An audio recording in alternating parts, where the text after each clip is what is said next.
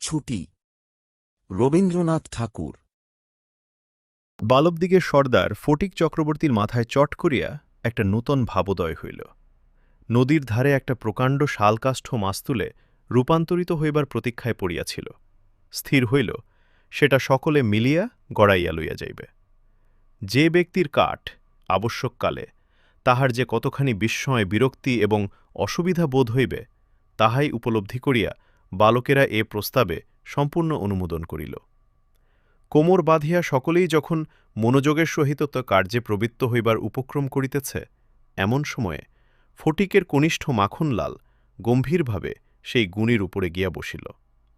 ছেলেরা তাহার এইরূপ উদার ঔদাসীন্য দেখিয়া কিছু বিমর্ষ হইয়া গেল। একজন আসিয়া ভয়ে ভয়ে তাহাকে একটু আধটু ঠেলিল, কিন্তু সে তাহাতে কিছুমাত্র বিচলিত হইল না। এই অকাল তত্ত্বজ্ঞানী মানব সকল প্রকার ক্রীড়ার অসারতা সম্বন্ধে নীরবে চিন্তা করিতে লাগিল। ফটিক আসিয়া আস্ফালন করিয়া কহিল, দেখ, মার খাবি, এবেলা ওঠ। সে তাহাতে আরও একটু নড়িয়া চড়িয়া আসনটি বেশ স্থায়ীরূপে দখল করিয়া লইল। এরূপ স্থলে সাধারণের নিকট রাজসম্মান রক্ষা করিতে হইলে অবাধ্য ভ্রাতার গণ্ডদেশে অনতিবিলম্বে এক চড় কষাইয়া দেওয়া ফটিকের কর্তব্য ছিল। সাহস হইল না, কিন্তু এমন একটা ভাব ধারণ করিল যেন ইচ্ছা করিলেই এখনই উহাকে রীতিমতো শাসন করিয়া দিতে পারে, কিন্তু করিল না। কারণ পূর্বাপেক্ষা আরেকটা ভালো খেলা মাথায় উদয় হইয়াছে, তাহাতে আরেকটু বেশি মজা আছে। প্রস্তাব করিল, মাখনকে শুদ্ধ ওই কাঠ করাইতে আরম্ভ করা যাক। মাখন মনে করিল ইহাতে তাহার গৌরব আছে, কিন্তু অন্যান্য পার্থিব গৌরবের ন্যায় ইহার আনুষঙ্গিক যে বিপদের সম্ভাবনাও আছে, তাহা তাহার কিংবা আর কাহারও মনে উদয় হয় নাই। ছেলেরা কোমর বাঁধিয়া ঠেলিতে আরম্ভ করিল। মারো ঠেলা হেইয়, সাবাস জোয়ান হেইয়। গুড়ি এক পাক ঘুরিতে না ঘুরিতেই মাখন তাহার গম্ভীর্য গৌরব এবং তত্ত্বজ্ঞান সমেত ভূমিসাৎ হইয়া গেল। খেলার আরম্ভেই এইরূপ আশাতীত ফল লাভ করিয়া অন্যান্য বালকেরা বিশেষ হৃষ্ট হইয়া উঠিল, কিন্তু ফটিক কিছু শশব্যস্ত হইল। মাখন তৎক্ষণাৎ ভূমিশয্যা ছাড়িয়া ফটিকের উপরে গিয়া পড়িল, একেবারে অন্ধভাবে মারিতে লাগিল। তাহার নাকে মুখে আঁচড় কাটিয়া কাঁদিতে কাঁদিতে গৃহাভিমুখে গমন করিল। খেলা ভাঙিয়া গেল। ফটিক গোটাকতক কাশ উৎপাটন করিয়া লইয়া একটা অর্ধনিমগ্ন নৌকার গলুইয়ের উপরে চড়িয়া বসিয়া চুপচাপ করিয়া কাশের গোড়া চিবাইতে লাগিল। এমন সময় একটা বিদেশী নৌকা ঘাটে আসিয়া লাগিল। একটি অর্ধবয়সী ভদ্রলোক কাঁচা গাঁফ এবং পাকা চুল লইয়া বাহির হইয়া আসিলেন। বালককে জিজ্ঞাসা করিলেন, চক্রবর্তীদের বাড়ি কোথায়? বালক ডাঁটা চিবাইতে চিবাইতে কহিল, ওই হত্যা। কিন্তু কোন দিকে যে নির্দেশ করিল কাহারও বুঝিবা সাধ্য রহিল না। ভদ্রলোকটি আবার জিজ্ঞাসা করিলেন, কোথা? সে বলিল, জানি নে, বলিয়া পূর্ববৎ তৃণমূল হইতে রসগ্রহণে প্রবৃত্ত হইল। বাবুটি তখন অন্য লোকের সাহায্য অবলম্বন করিয়া চক্রবর্তীদের গৃহের সন্ধানে চলিলেন। অবিলম্বে বাঘা বাগদি আসিয়া কহিল, ফটিক দাদা, মা ডাকছে। ফটিক কহিল, যাব না। বাঘা তাহাকে বলপূর্বক আড়কোলা করিয়া তুলিয়া লইয়া গেল। ফটিক নিষ্ফল আক্রোশে হাত পা ছুড়িতে লাগিল। ফটিককে দেখিবামাত্র তাহার মা অগ্নিমূর্তি হইয়া কহিলেন, আবার তুই মাখনকে মেরেছিস? ফটিক কহিল, না, মারিনি। ফের মিথ্যে কথা বলছিস। কক্ষণও মারিনি, মাখনকে জিজ্ঞাসা করো। মাখনকে প্রশ্ন করাতে মাখন আপনার পূর্ব নালিশের সমর্থন করিয়া বলিল, হাঁ, মেরেছে। তখন আর ফটিকের সহ্য হইল না। দ্রুত গিয়া মাখনকে এক সশব্দ চড় কষাইয়া দিয়া কহিল, ফের মিথ্যে কথা। মা মাখনের পক্ষ লইয়া ফটিক্যকে সবেগে নাড়া দিয়া তাহার পৃষ্ঠে দুটা তিনটা প্রবল চপেটাঘাত করিলেন। ফটিক মাকে ঠেলিয়া দিল। মা চিৎকার করিয়া কহিলেন, হ্যাঁ, তুই আমার গায়ে হাত তুলিস? এমন সময় সেই কাঁচা পাকা বাবুটি ঘরে ঢুকিয়া বলিলেন, কি হচ্ছে তোমাদের? ফটিকের মা বিস্ময়ে আনন্দে অভিভূত হইয়া কহিলেন, ও মা, এ যে দাদা, তুমি কবে এলে? বলিয়া গড় করিয়া প্রণাম করিলেন। বহুদিন হইল দাদা পশ্চিমে কাজ করিতে গিয়াছিলেন। ইতিমধ্যে ফটিকের মার 2 সন্তান হইয়াছে, তাহারা অনেকটা বাড়িয়া উঠিয়াছে। তাহার স্বামীর মৃত্যু হইয়াছে, কিন্তু একবারও দাদার সাক্ষাৎ পায় নাই। আজ বহুকাল পরে দেশে ফিরিয়া আসিয়া বিশ্বম্ভরবাবু তাহার ভগিনীকে দেখিতে আসিয়াছেন। কিছুদিন খুব সমারোহে গেল। অবশেষে বিদায় লইবার 2-1 দিন পূর্বে বিশ্বম্ভরবাবু তাহার ভগিনীকে ছেলেদের পড়াশুনা এবং মানসিক উন্নতি সম্বন্ধে প্রশ্ন করিলেন।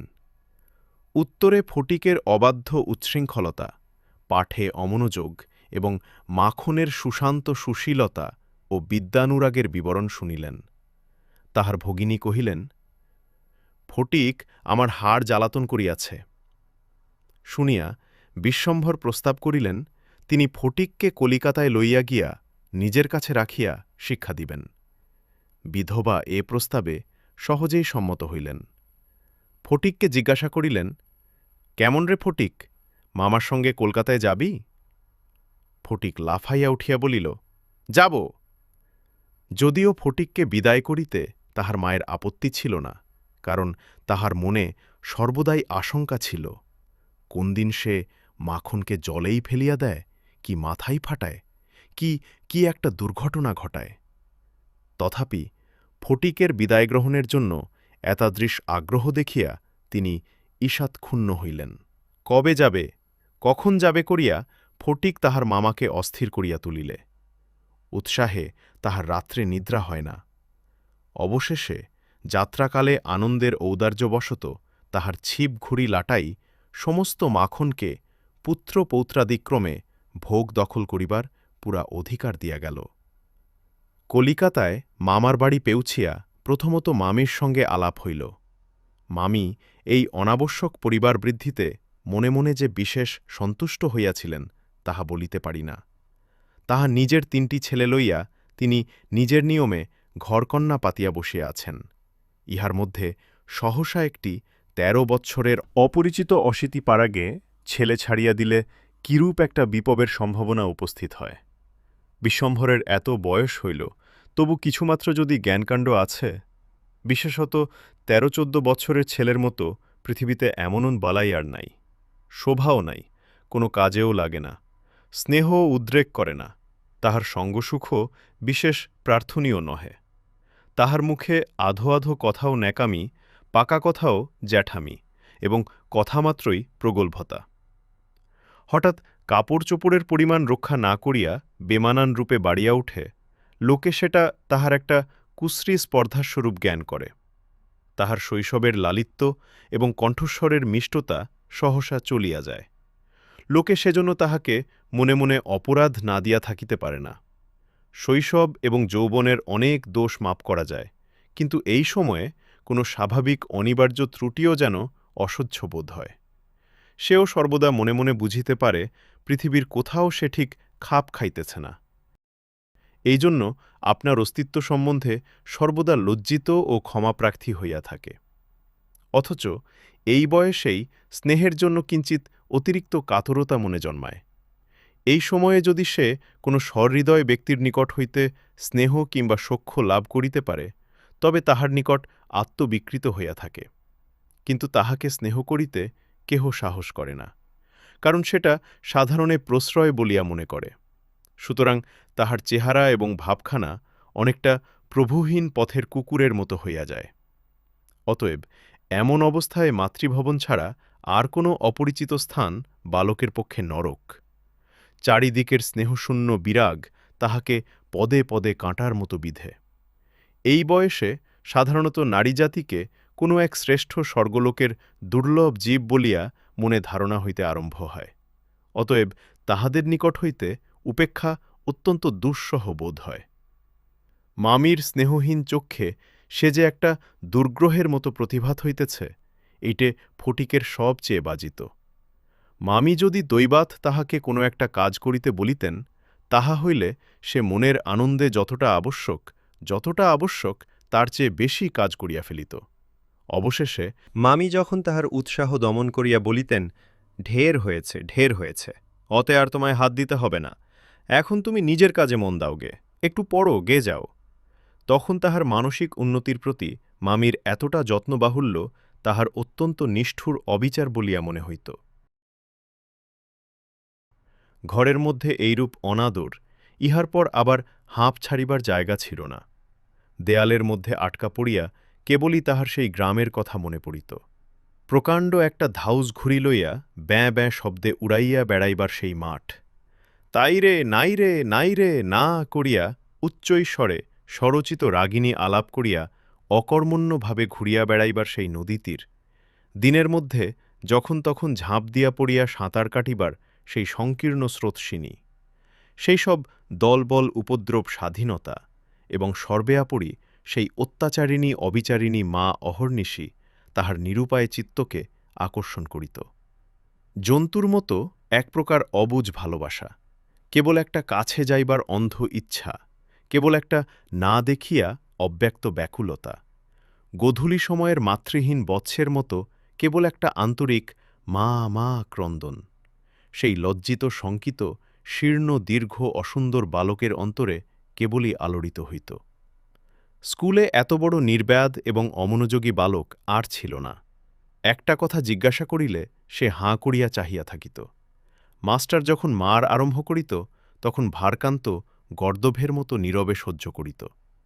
ছেলেদের যখন খেলিবার ছুটি হইত তখন জানালার কাছে দাঁড়াইয়া দূরের বাড়িগুলার ছাদ নিরীক্ষণ করিত। যখন সেই দ্বীপ্রহর রৌদ্রে কোনো একটা ছাদে দুটি একটি ছেলেমেয়ে কিছু একটা খেলার ছলে ক্ষণেকের জন্য দেখা দিয়া যাইত, তখন তাহার চিত্ত অধীর হইয়া উঠিত। একদিন অনেক প্রতিজ্ঞা করিয়া অনেক সাহসে মামাকে জিজ্ঞাসা করিয়াছিল, মামা, মার কাছে কবে যাব?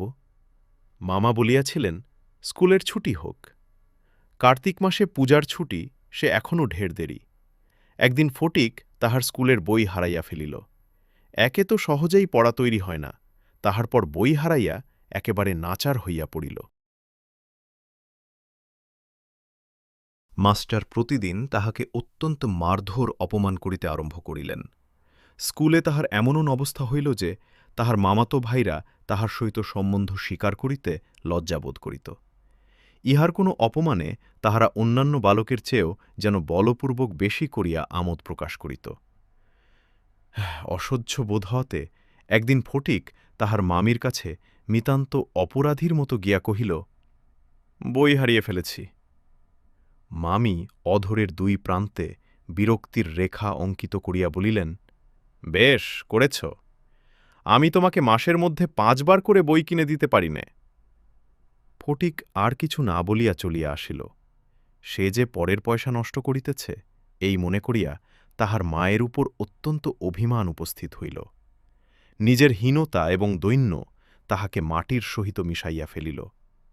স্কুল হইতে ফিরিয়া সেই রাত্রে তাহার মাথা ব্যথা করিতে লাগিল এবং গা শিরশির করিয়া আসিল। বুঝিতে পারিল তাহার জ্বর আসিতেছে।